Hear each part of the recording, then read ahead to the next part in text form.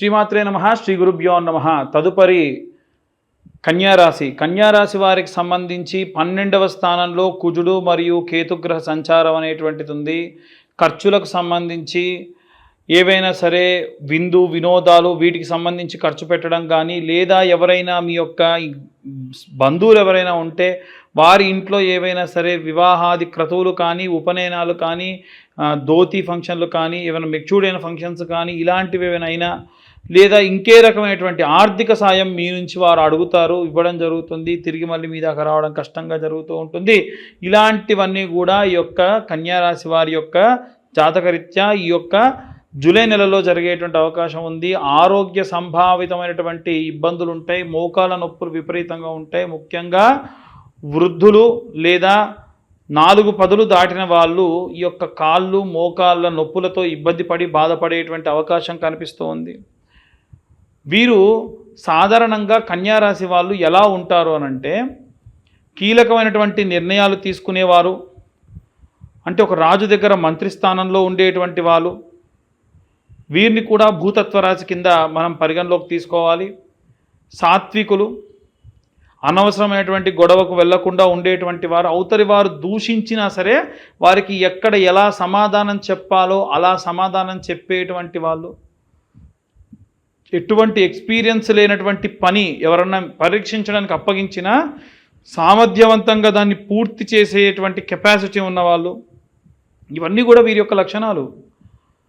మళ్ళీ ఈ నక్షత్రంలో పుట్టినటువంటి వారికి ఏవైనా సరే, మళ్ళీ ఈ యొక్క రాశిలో పుట్టినటువంటి వారికి ఏవైనా నక్షత్రాలు బట్టి ఇంకా వారి యొక్క క్యారెక్టర్స్ అనేవి చేంజ్ అవుతూ ఉంటాయి. మళ్ళీ పుట్టిన వారం బట్టి చేంజ్ అవుతుంది. మళ్ళీ పుట్టినటువంటి ఆ యొక్క లగ్నం బట్టి చేంజ్ అవుతుంది. లగ్నం బట్టి శారీరక మార్పులు ఉంటాయి, ఒక్కొక్కరిది ఒక్కోలాగా. మళ్ళీ దశ, అంతర్దశ, ఇవన్నీ ఉంటాయి. మేము చెప్పేటువంటివి గోచార రీత్యా చెప్పే విషయములు. పూర్తిగా మీ యొక్క ఇప్పుడు నేను చెప్పినటువంటి క్యారెక్టరైజేషన్స్ ఏవైతే ఉన్నాయో వారాన్ని బట్టి, నక్షత్రాన్ని బట్టి, లగ్నాన్ని బట్టి తెలుసుకోవాలి అని అంటే మీ పూర్తి జాతకం మీరు తెలుసుకోవాలి. ఇవన్నీ గోచార రీత్యా చెప్పేటువంటి విషయములు. ఈ 2025 సంవత్సరంలో కేవలం 2025 రూపాయలు మాత్రం పే చేస్తే పూర్తిగా జాతకం 60 నుండి 70 పేజీల్లో మీకు ఇచ్చి మీతో మాట్లాడడం జరుగుతుంది. ఏమైనా రెమెడీస్ కూడా చెప్పడం జరుగుతుంది. ఆసక్తి కలవారు కింద ఉన్న నెంబర్కి కాంటాక్ట్ చేయొచ్చు. అలాగే ఈ నెలలో ముఖ్యంగా ఇప్పుడు మనం జూలై నెలలో ఉన్నాం. మనం ఎన్నో ఇబ్బందులు, చాలా వరకు డిజాస్టర్స్ చూస్తున్నాం. బయట ఏం జరుగుతుందో, మన దగ్గర కాదు కదా అయింది, మన రాష్ట్రంలో కాదు కదా అనుకునే లోపు మన దేశంలో అయ్యింది. మన దేశంలో అయితే ఏమి, మన రాష్ట్రంలో కాదనుకుంటే మన రాష్ట్రంలో కూడా అయ్యింది.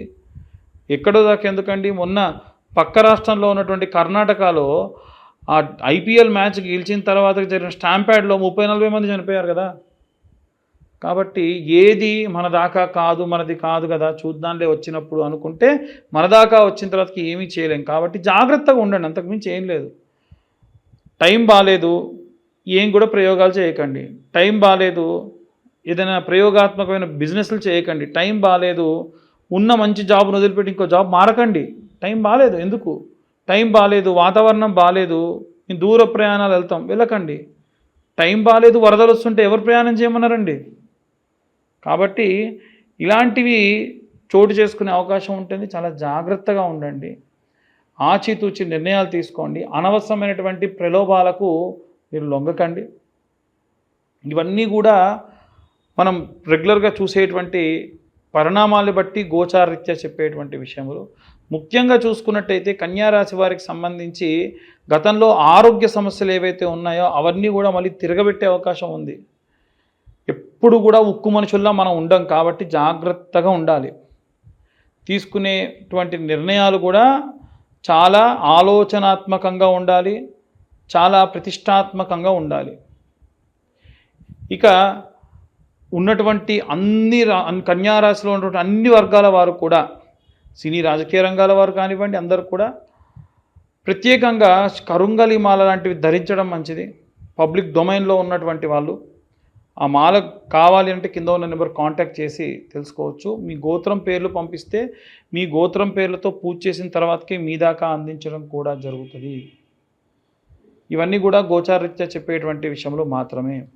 అలాగే వీరు ఏ మంత్రం చదవాలి అనంటే, ఇదం విష్ణుర్విచక్రమే త్రేదా నిదదే సమూఢమస్యం పాగం సరే అబ్బా బాబు ఈ పెద్దగా ఉందండి మేము చదవలేమనుకుంటే నారాయణాయ విద్మహే వాసుదేవాయ ధీమహి తన్నో విష్ణు ప్రచోదయాత్, నారాయణాయ విద్మహే వాసుదేవాయ ధీమహి తన్నో విష్ణు ప్రచోదయాత్ అన్న మంత్రము, లేదా ఓం నమో భగవతే వాసుదేవాయ నమః. ఇంకా సింప్లిఫై చేసి చెప్పాలండి, ఎందుకంటే బుధుడికి అధిదేవుడు ప్రత్యయదేవుడు ఇద్దరు కూడా విష్ణుమూర్తి కాబట్టి వీలైనంత వరకు కూడా ఈ యొక్క మంత్రాన్ని పఠనం చేయండి. ఎంత చదివితే అంత ఆరా పెరుగుతుంది, అంత శక్తి మీకు వస్తుంది. ఇక అందరూ ఎలాంటి రెమెడీస్ తీసుకోవాలనే విషయాన్ని ఇప్పుడు మనం తెలుసుకుందాం. ఈ యొక్క జూలై నెల చాలా ప్రాముఖ్యతతో కూడినటువంటి నెల. మనకున్నటువంటి ఇంగ్లీష్ క్యాలెండర్ లెక్కల ప్రకారంగా చూసుకున్నట్టయితే ఈ జూలై అనేటువంటిది 7వ నెల సంఖ్యగా వస్తుంది. అంటే సగభాగం వరకు కూడా సంవత్సరంలో పూర్తవుతుంది. ఒక విషయం ముఖ్యంగా చెప్పాలి అనంటే ఈ సంవత్సరానికి శాపం తగిలిందా అనేట్టుగా ఉంటుంది. ఎందుకంటే మన ఈ 2025వ క్యాలెండర్లో ఉన్నటువంటి డేట్స్ వీకెండ్స్ ఎలా ఉంటాయో 1941వ సంవత్సరానికి సంబంధించినటువంటి క్యాలెండర్ ఇయర్ అంతా కూడా యాజ్ ఇట్ ఈజ్ అలాగే ఉంటుంది. ఈ సంవత్సరంలో మనకు ఉన్నటువంటివి ఏవైతే జరిగినటువంటి డిజాస్టర్స్ ఉన్నాయో దీనికి రెట్టింపుగా 1941లో జరిగింది. అందున ముఖ్యంగా పర్ల్ హార్బర్ లాంటి బ్లాస్టింగ్స్ జరగడం కానీ, అలాగే ఉన్నటువంటి మన యొక్క వరల్డ్ వార్ 2 జరగడం కానీ, ఇలాంటివన్నీ కూడా చైనాలో 1500 మంది ఒకేసారి మాస్గా చనిపోవడం కానీ ఇలాంటివన్నీ కూడా జరిగాయి. మనం ఈ సంవత్సరం చూసుకుంటే కాలిఫోర్నియాలో జరిగినటువంటి ఆ యొక్క అడవి అంతా కూడా తగలబడి ఎన్నో జీవులు చనిపోవడము, అక్కడి నుంచి మొదలై ముఖ్యంగా మన భారతదేశంలో పెహల్గాం దాడి కానివ్వండి, రైల్వే యాక్సిడెంట్ కానివ్వండి, మొన్న రీసెంట్గా జరిగినటువంటి ఎయిర్ ఇండియా క్రాష్ కానివ్వండి, చాలా వరకు మాస్ సంఖ్యలో జనాలు చనిపోతూ ఉన్నారు. ఇదంతా కూడా గ్రహస్థితికి సంబంధించినటువంటి విషయం. కేవలం మనకు 6 నెలలు మాత్రమే పూర్తయింది, ఇంకా 6 నెలలు జరగబోతూ ఉంది. మన తెలుగు లెక్కల ప్రకారంగా అయితే ఇంకా మనకు 8 నుంచి 9 నెలల పాటు మన యొక్క తెలుగు క్యాలెండర్ అనేటువంటిది ఉంది. కాబట్టి జనాలందరూ కూడా చాలా జాగ్రత్తగా ఉండాలి. ముఖ్యంగా ఈ సంవత్సరంలో చూసుకున్నట్టయితే మనకు గతంలో గడిచినటువంటి రోజుల్లో షష్టగ్రహ కూటమి కానీ, పంచగ్రహ కూటమి కానీ, అలాగే శని తిరోగమనం కానీ ఇవన్నీ కూడా మనం దాటుకుని వచ్చాం. అలా దాటుతూ ఇప్పుడు ప్రత్యేకంగా ఏంటంటే పలానా రాశి వారిని టార్గెట్ చేయడం అనేటువంటిది జరుగుతూ ఉంది. ఉదాహరణకు శని మీనంలో ఉన్నాడు, ఏలినాటి శని ప్రభావం మీనరాశి వారికి అది యుక్త వయసులో ఉన్న వాళ్ళకైతే మొదటి దశ, లేదా కాస్త 3 పదులు దాటిన వారికి అయితే 2వ దశగా ఉంటుంది. కాబట్టి శారీరకమైనటువంటి బాధలు కానీ, యాక్సిడెంట్స్ కానీ, లేకుంటే ఆపరేషన్స్ కానీ జరిగే అవకాశం ఉంటుంది. అలాగే ఉన్నటువంటి అన్ని రాశుల్లో శని 4వ స్థానంలో మిథున రాశిని చూస్తూ ఉంది, అంటే వారికి అర్ధాష్టమ శని. 8వ స్థానంలో తులారాశిని చూస్తుంది, అంటే వారికి అష్టమ శని. అందున ప్రత్యేకంగా సింహరాశి వారికి వచ్చేసి ఈ యొక్క కుజుడు మరియు కేతువు కలిసి ఉన్నారు. ఒక్కసారి మీరు ఎవ్వరైనా సరే జూలై నెలలో ఉన్నటువంటి రోజు ప్రారంభం ఎలా అవుతుంది అనేది ఓపెన్ చేస్తే రాహువు కేతువుకి ఇటుపక్క అంతా ఎవరు ఉండరు, మిగిలిన అన్ని గ్రహాలు అటుపక్క ఉంటాయి. ఇది సాధారణంగా ఒక మనిషి ఎవరన్నా పిల్లవాడు పుడితే అది కాలసర్పదోషము అని అంటారు.